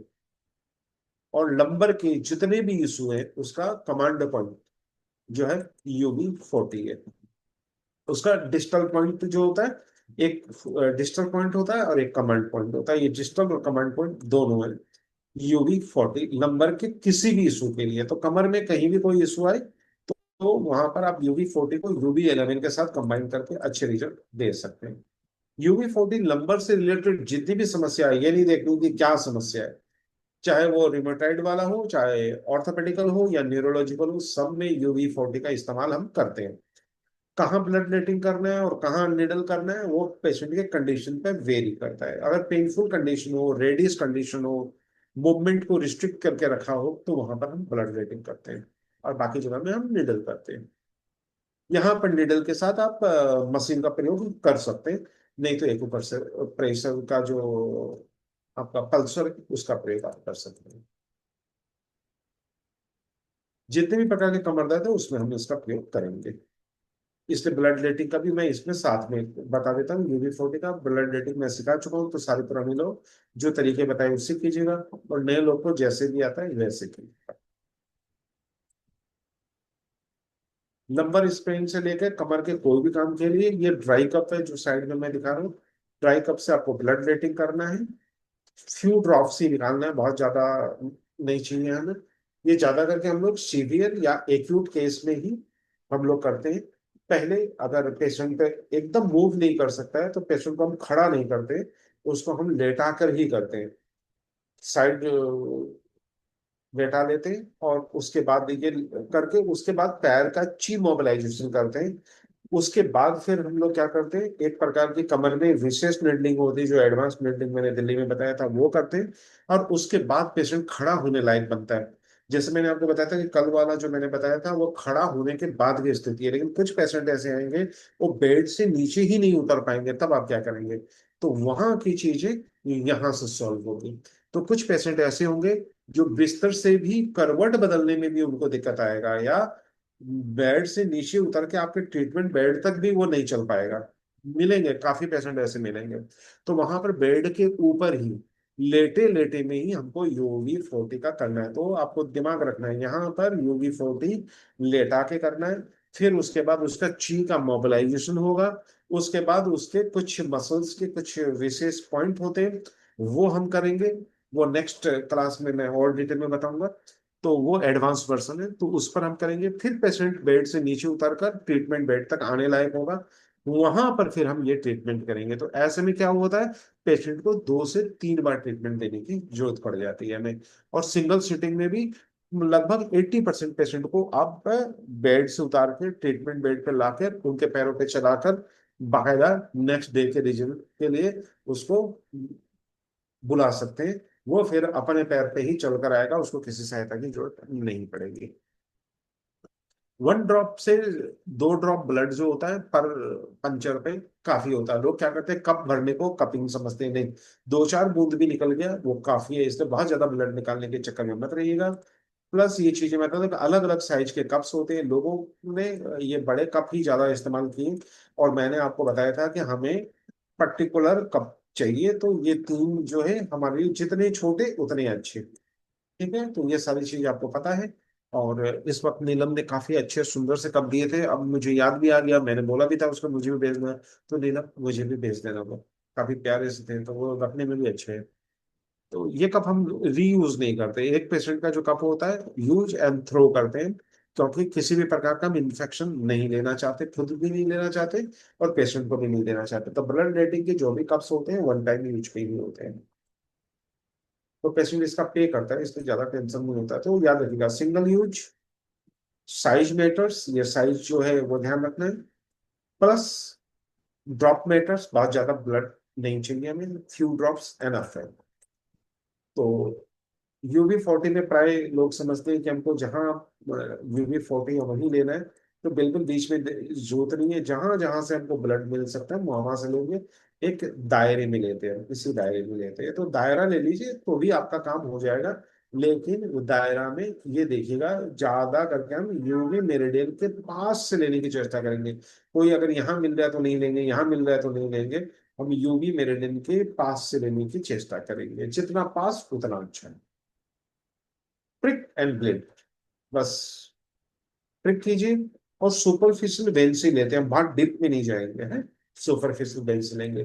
थ्रोम्बोफोब रखिएगा, ताकि आप, ये एक तरह का क्रीम होता है फर्स्ट टाइमर लोगों की सेफ्टी के लिए, अगर आपसे ज्यादा अंदर चला गया हो, चला गया, तो पेशेंट को हम वो देते हैं ताकि वो उसका इस्तेमाल करें और किसी भी प्रकार का गड़बड़ ना हो। और ये देखिए एक सिंगल प्रिक किया हुआ है, और सिंगल प्रिक से ये ब्लड की धारा आ रही है, बस यहाँ पर नीचे हम कॉटन लगा देते हैं, कॉटन पे ये गिरते रहता है और कॉटन से ये सोख लेता है, फिर उस कॉटन को डायरेक्ट हम जो डिस्पोजेबल है उसमें ट्रांसफर करते हैं। और इसके पहले की सफाई कैसे करनी, काम कैसे करना, ये एक डिटेल चीज है जो हम वहां पर बताए थे। तो प्रैक्टिकल जो हमने कल एक पार्ट कंप्लीट किया, एक पार्ट आगे हम इसका करेंगे, दो पार्ट में और लगेगा हमें, तो वो दो पार्ट में हम लोग सीखेंगे कि इन सबको पॉइंट को हम कैसे इम्प्लीमेंट करेंगे।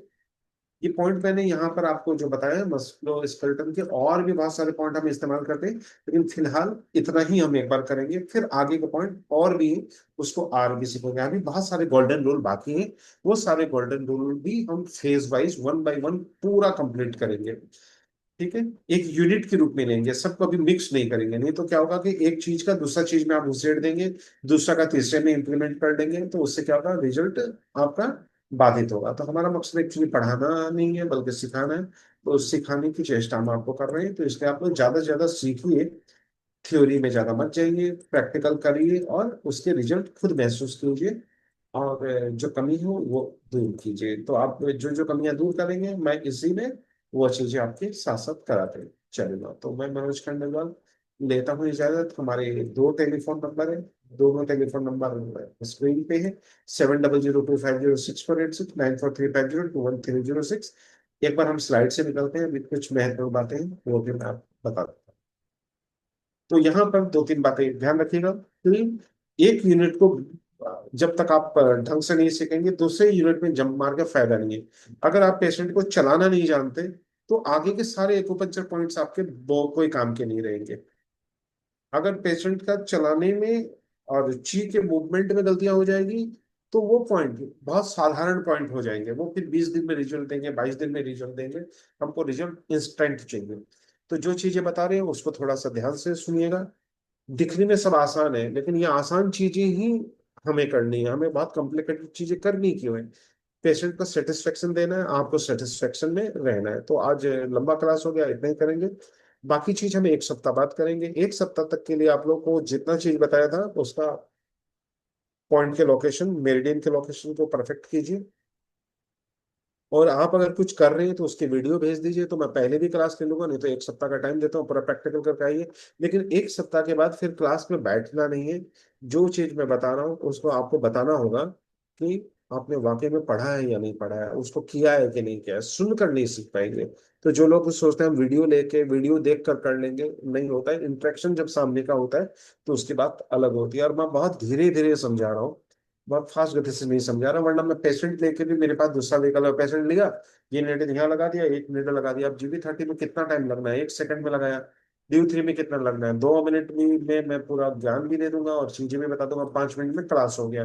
तो वैसा क्लास में दिक्कत क्या होगा कि आप सुन लेंगे, सीख लेंगे, इम्प्लीमेंट पार्ट में मात खा जाएंगे।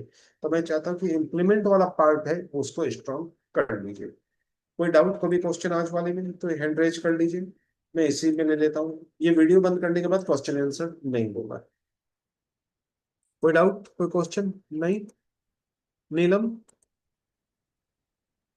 तो अब हम लोग आगे बढ़ेंगे प्रैक्टिकल के दूसरे यूनिट की तरफ, कि प्रैक्टिकल में उस चीज को हम इम्प्लीमेंट कैसे करेंगे। तो एक सप्ताह का टाइम आपके पास है जिसमें आप अच्छे से इन सारी चीजों को, वीडियो को वापस देखिए, चीजों को दिमाग में बैठाइए।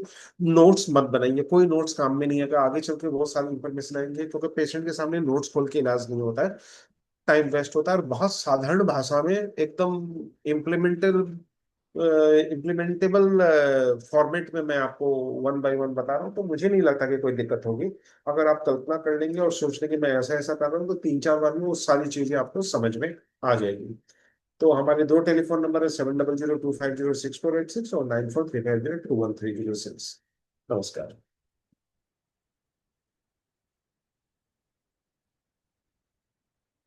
नीलम?